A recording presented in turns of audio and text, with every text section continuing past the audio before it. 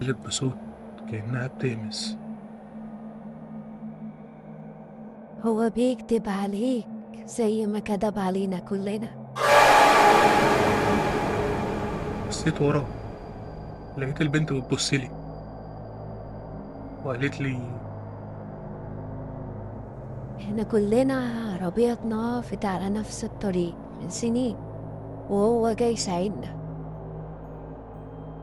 بس ما رجعناش ابدا. في اللحظة دي الراجل وقف بالعربية قدام بيت مهجور وسط الصحراء. بصلي ووشه اتغير، ولقيت عيونه بقت سودا بالكامل.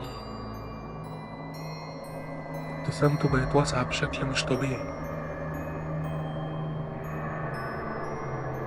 قال لي اتفضل احنا وصلنا. قلبي وقف من الرعب. الراجل نزل وفتح باب العربية.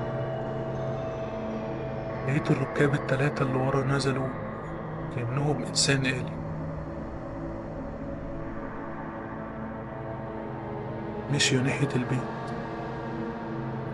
ولقيت الراجل بيبصلي وقال لي يلا دورك. في لحظة يأس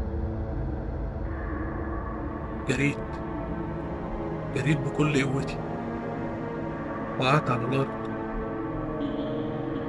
بدأت أجري بأقصى سرعة وأنا سامع ورايا صوت صريخ، صريخ بشكل هستيري. جريت في الصحراء مش عارف أنا رايح فين. القمر كان منور الطريق شوية، وأنا كل همي إني أبعد عن البيت وعن الراجل ده وعن الناس الغريبة دي. بعد ما جريت لمدة مش عارف هي قد إيه، وقعت من التعب. سمعت صوت خطوات بتقرب، حسيت إن نهايتي قربت. فجأة سمعت صوت عربية قريبة.